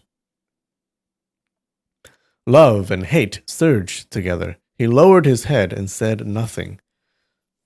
Suddenly, the blare of horns rang out. 2 lines of guards holding quivers formed up before the tent. Genghis Khan emerged in a black sable cloak, leaning on Tolui's right shoulder. His stride was still proud and powerful, but each step trembled slightly, his body shaking with it. Guo Jing rushed forward and fell to his knees. Genghis Khan's eyes filled with tears, his voice trembling. Get up, get up! I've been thinking of you every day. Guo Jing stood. The great Khan's face was now covered in wrinkles, his cheeks sunken deep. He clearly had little time left.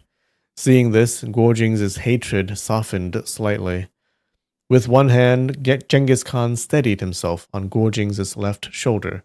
He looked from Tolui to Guo Jing and let out a long sigh. Then he gazed off into the distant desert, lost in thought. Neither Guo Jing nor Tolui knew what was on his mind. Neither dared speak. After a long silence, Genghis Khan sighed and said, When I first rose in rebellion alongside my sworn brother Jamuka, who would have thought that in the end, I'd be the one to kill him? I became the great Khan of the world, and he died by my hand. A few days from now, what then? Won't I end up just like him, buried in the same yellow earth? Who wins? Who loses? In the end, what difference does it make? He patted both men on the shoulder. You two must always remain in harmony. Never turn on each other. Jamuka is dead and gone. But whenever I think of our brotherhood, I still lie awake all night, unable to sleep. Both Tolui and Guo Jing recalled how they had nearly fought to the death outside the walls of Xiangyang, and felt a deep sense of shame. Genghis Khan stood for a while longer, but his strength was failing. Just as he was about to return to the tent, a small mounted party came galloping toward them. Leading the group was a man dressed in a white robe with a golden belt, the attire of the Jin Empire. The sight of his enemy revived the Khan's spirit. The man dismounted at a distance and approached quickly on foot, bowing from afar, not daring to come close. A guard announced, Envoy from the Jin Empire requests an audience with the great Khan. Genghis Khan scowled. The Jin Empire refuses to surrender. What are they sending an envoy for? The envoy prostrated himself and said, Our humble state knows it has offended the great Khan's heavenly might and deserves death 10,000 times over. We humbly present 1,000 ancestral pearls in hopes the great Khan will calm his anger and grant mercy. These pearls are the state treasure of our kingdom. We beg the great Khan to accept them. Having spoken, the envoy removed a bundle from his back, produced a jade tray, and from a brocade pouch poured out a cascade of lustrous pearls. Kneeling, he lifted the tray with both hands. Genghis Khan glanced sideways at the tray, he saw 1,000 pearls, each the size of a fingertip, swirling around a single larger mother pearl. Even one such gem was a treasure beyond compare. What more 1,000? And not only were they numerous, but all were remarkably uniform in size, except the central mother pearl. Their radiance was soft and translucent, light shimmering from one to the next, casting a faint rainbow-like glow over the jade tray.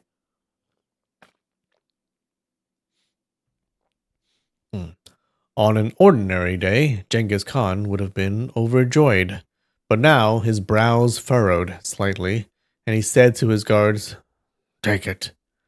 The guards stepped forward and received the tray. The envoy, seeing the gift accepted, was elated. "The great Khan has agreed to peace. From our emperor down to every subject, we are all grateful for your benevolence." Genghis Khan roared, "Who said I agreed to peace? Prepare to march. Strike down the Jin dogs. Guards, seize him." At once, the guards surged forward and took the envoy into custody. Genghis Khan sighed again. "Hey, even 1,000 pearls cannot buy me one more day of life." He took the jade tray from the guards and hurled it with all his might. Tray and pearls flew through the air, and the tray shattered against the stone with a sharp crack. Everyone present was stunned. Later, Mongol soldiers recovered many of the pearls, but countless others remained lost in the tall grass. For centuries afterward, shepherds on the steppe would still occasionally stumble upon them. Genghis Khan, spirit waning, returned to his golden tent. At dusk, he summoned Gojing to accompany him on a solitary ride through the steppe. The two mounted their horses and rode out for over 10 li, when suddenly sharp cries pierced the air above. Looking up, they saw the pair of white eagles soaring and circling high in the sky. Genghis Khan removed his iron-framed bow and knocked a long arrow, aiming at the female eagle. Gojing cried out in alarm, "Great Khan, don't shoot!" But Genghis Khan, though aged, was still incredibly swift. The arrow had already flown before Gojing could finish his warning. Gojing groaned inwardly. He knew well the Khan's tremendous strength and flawless aim. This arrow would surely mean death. But to his surprise, the female eagle turned mid-flight and swept her left wing, batting the arrow out of the air. Oh, damn. Good job. The male eagle shrieked in fury and dove toward the Khan's head. Gojing shouted, "Beast, do you wish to die?" and cracked his whip at the eagle. The bird recognized its master and veered away mid-dive, crying sharply as it and the female took off into the distance. Genghis Khan's expression darkened. He cast aside his bow and said, "In all these decades, this is the first time I've missed. My time must truly be near." Gojing wanted to comfort him, but couldn't find the words. Suddenly, Genghis Khan spurred his horse northward. Fearing for his safety, Gojing chased after him. The little red horse galloped like the wind and caught up in the blink of an eye. The Khan halted and looked about the open plains, then said, "Jinger, the empire I built, none in history can compare. From the heart of my lands, one can ride for a full year in any direction and still not reach its edge. Tell me, of all the heroes in history, who can rival me?" Gojing pondered, then said, "Your martial accomplishments are unmatched through the ages, but though your majesty alone stands mighty, the world is littered with white bones and soaked with the tears of widows and orphans." Man, when did Gojing get so articulate? Genghis Khan's brows shot up, and he raised his whip to strike Gojing on the head. But seeing the young man looking up at him, Unflinching and resolute, the whip halted in midair. What did you say? Guo Jing thought. After today, I may never see him again. Even if it angers him, I must speak my heart clearly. He said boldly, Great Khan, you raised and taught me. You also caused my mother's death. Let's set those personal matters aside. I only ask you this. When a man dies and is buried, how much land does he occupy? Genghis Khan was taken aback and traced a small circle with his whip. Only about this much, he said. Exactly, Guo Jing replied. So, after killing so many, shedding so much blood, conquering so much land, what's it all for in the end? Genghis Khan fell silent. Guo Jing continued. Throughout history, those heroes admired by their time and revered by future generations have always been the ones who brought blessings to the people and protected them. In my view, killing many doesn't make someone a true hero. Genghis Khan asked, Are you saying I've done no good at all in my life? You have, Guo Jing said, and great deeds at that. But your campaigns, your conquests, they've left corpses piled like mountains. Whether your merits outweigh your faults, that is hard to say. Guo Jing's nature was frank and upright. He always spoke from the heart. Genghis Khan, always proud of his own achievements, now found himself speechless under this rebuke. Looking back on his past, he seemed dazed and uncertain. After a long pause, he suddenly coughed up a mouthful of blood onto the earth. Startled, Guo Jing realized he had spoken too harshly and quickly reached out to steady him. Great Khan, please return and rest. My words were offensive. I beg your pardon. Genghis Khan gave a faint smile, his face now waxy and yellow. He sighed. Among all my people, not one dares speak the truth to me like you. Then his brows lifted proudly as he declared, I swept across the world, destroyed countless kingdoms, and you say I am no hero? Ha! Childish words. He lashed his horse's flank and galloped back to camp. That very night, Genghis Khan passed away in his golden tent. In his final moments, he murmured, Hero, hero, as if still turning Guo Jing's words over in his mind. After paying their respects to the great Khan's remains, Guo Jing... Oh, does the Khan deserve a bell?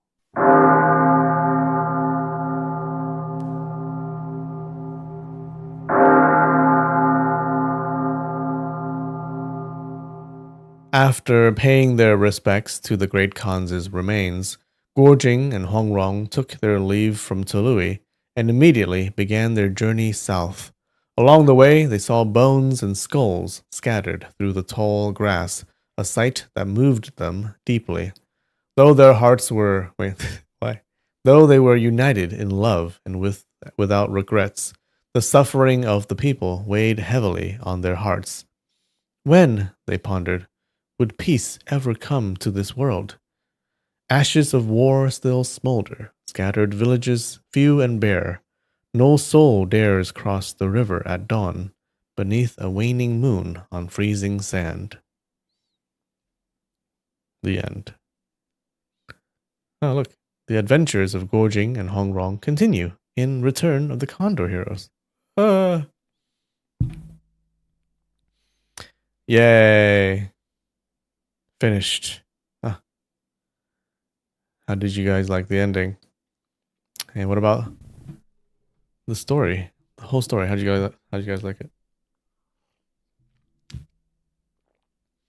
Don't tell Genghis Khan about the pyramids. All right. That's pretty good.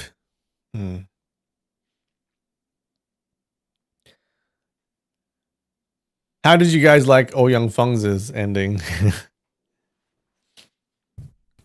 Yeah, I guess he's just all he's just raving mad now, isn't he? If there wasn't a second book, I would say the ending isn't complete. Wait till you see the second book. Okay. Well, we tied a lot of things together. Tied it, wrapped it in a bow. A lot of our enemies had their comeuppance. Okay. I like Oh Young Feng's fate. Yeah, I think that's a very fitting fate. He was so obsessed with the Nine Yin manual, and now it's because of his obsession that it turned him this way. So I like that.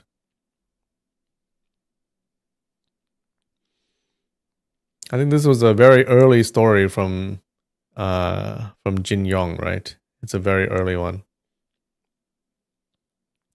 So you can kind of see like he wasn't like that good yet.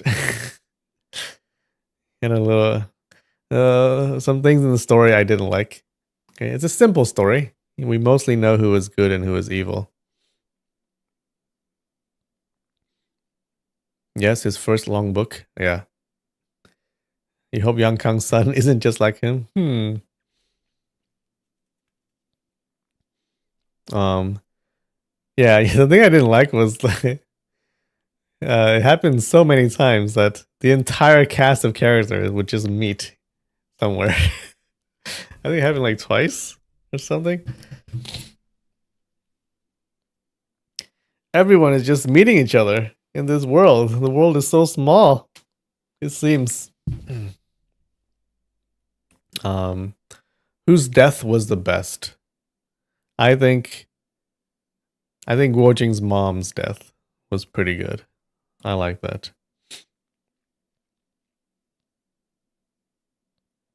If you remember Suju's parents' death, I didn't like, or Suju's mom's death, I didn't like that. But Guo Jing's mom's good.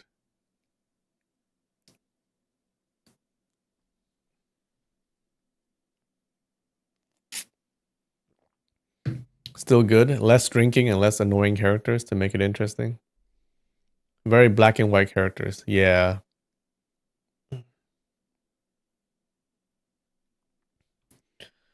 Who's the best character? I think Jobo Tong is pretty cool. I always like it when he's in a scene. Yeah. He's crazy. He's also unpredictable too, right? So you never know what's gonna happen. So he makes things interesting. Remember when he suddenly just fought against Guo Jing? And he just joined the other people fighting against Guo Jing. Yeah, you wouldn't expect that, right? Hong Chi Gong. Hong Chi Gong's good. I like him.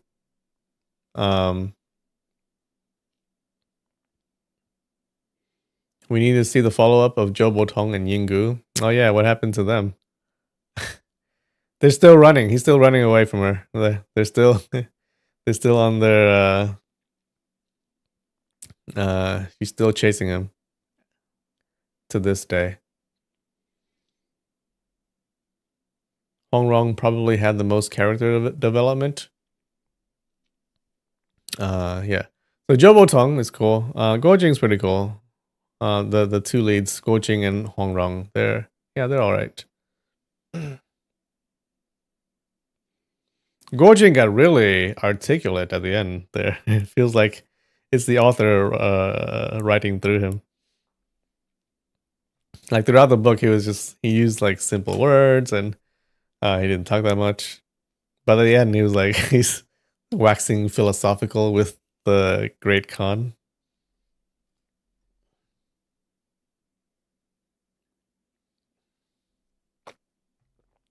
Mm.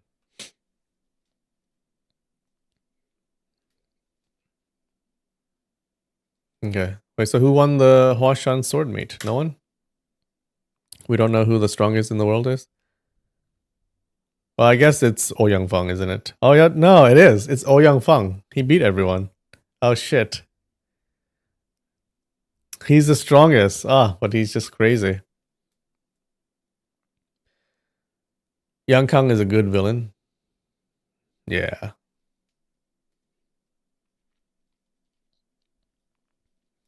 Yeah, I think so. Yeah. He's the kind of guy you really hate to hate. Wait, no. You really love to hate. Hmm.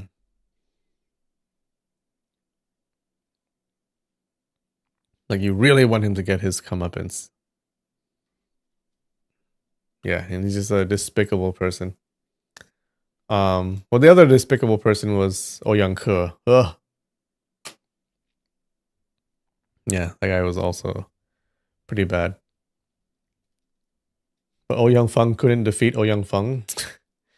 Yeah, well, if it's between Oh Young Feng and Oh Young Feng, I would call Oh Young Feng the strongest in the world. Oh Young Feng's shadow is, yeah, yeah, a little loopy there at the end. Mm. All right, cool. Yeah, I think it's a pretty simple story. I can tell that it's like one of his earlier stories. I think Smiling Proud Wanderer was a really late story, right?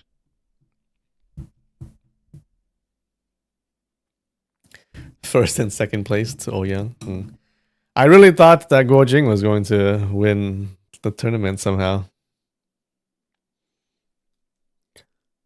Yeah. Oh, you know what? We didn't even actually get to see the tournament. It was just like, yeah, I would expect like I would expect many people to join and watch and stuff. But they all just did it before it happened. So I guess so all the people that were expecting them, what are they gonna do? They're like, where are all the powerful guys? Ouyang will probably be back. Oh, in the sequel? Oh, true. Oh, we'll get to see him. I want to see, yeah, I want to see what he's like. He'll just be a crazy Ouyang. Too bad for all the people who bought the ticket. Yeah, I would be hella disappointed. Like, wait, I came all this way, and people like probably came from a long ways away, right? From all over China for this once in what every 10-year sword meet, and they're like, where are all the powerful guys? Where are all our contestants? Mm. Mm.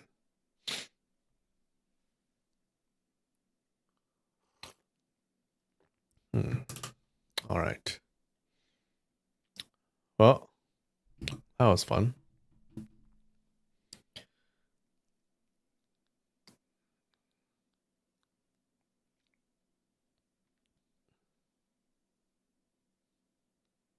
Moonyan Su didn't die. Uh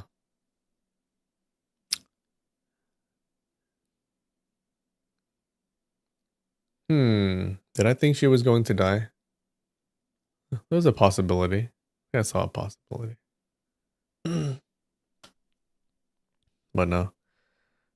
Now we have a kid. Yeah. I would assume he shows up in the next book.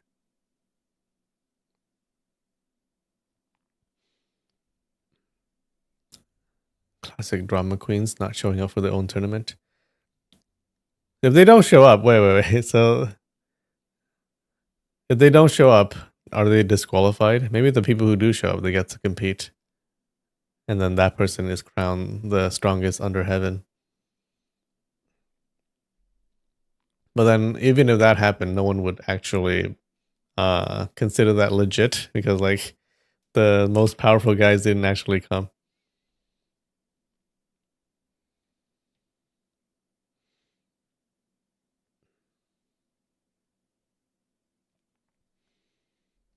Don't they only invite the strongest?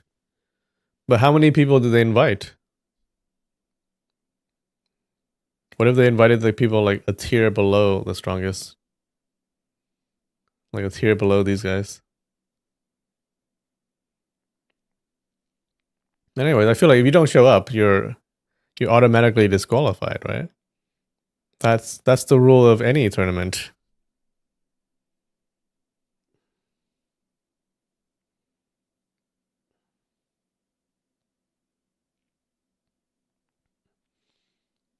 At the time, it was only between the 5 to decide who's the strongest.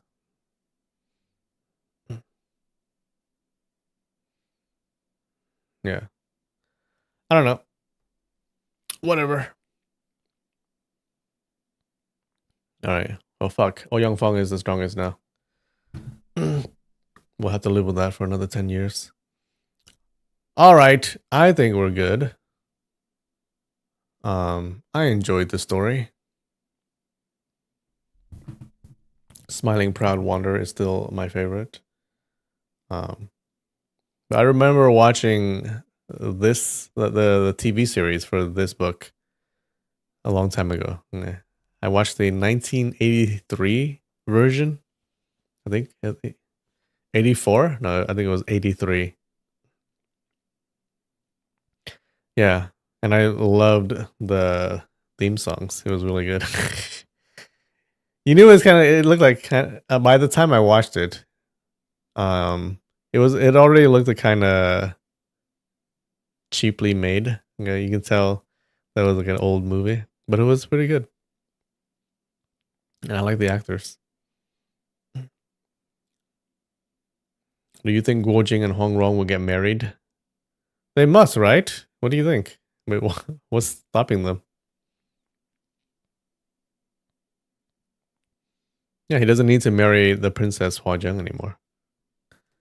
I would assume that they would get married and then have a kid.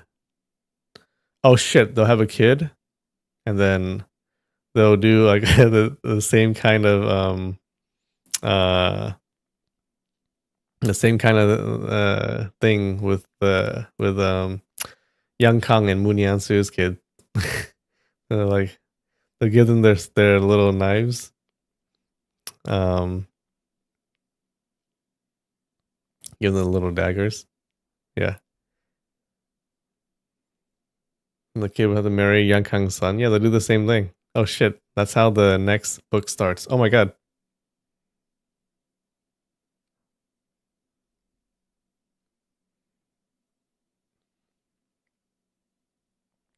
They literally had his fiance kill his mom for him to get out of it. But you know what? I'm glad we got out of it. Good job, Mom. Your death counted for something.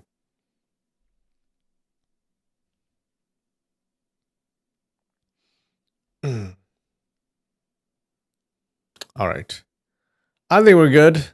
Okay, thanks for joining me for listening to this entire novel. Took a while. We got there.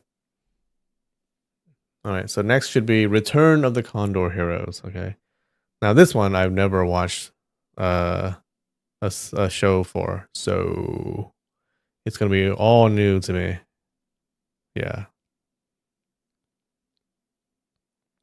Yeah, well this one I remember I remember some things from this book, but then the next book, yeah, it's all new.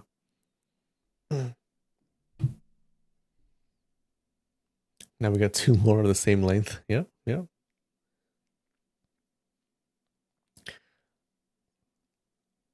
How long is it? It's about as long, I think, right? Yeah, it should be. Yeah. All 3 books in the series are pretty long. We can look it up. Exactly the same length. Oh shit. Oh, there you go.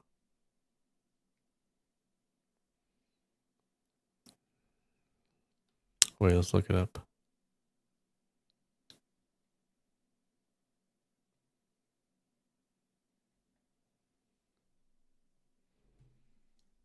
Jin Yong books character length. Oh, AI.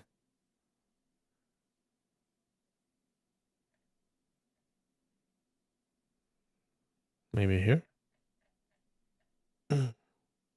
There you go. So wait.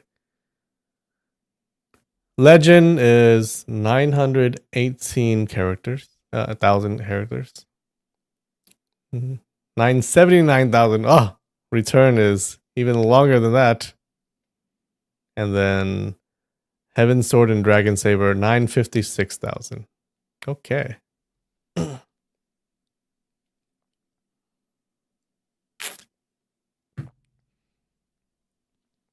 Very long, but not as long as Demigods and Semi-Devils. That was pretty long. That's a 1.2 million, baby.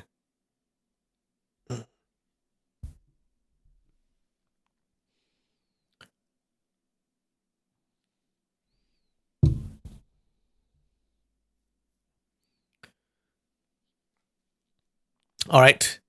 I think we're good. All right. And next week, I should have some snacks. Oh, thank God. All right, guys. Yeah. Well, I love you. And I'll see you next time.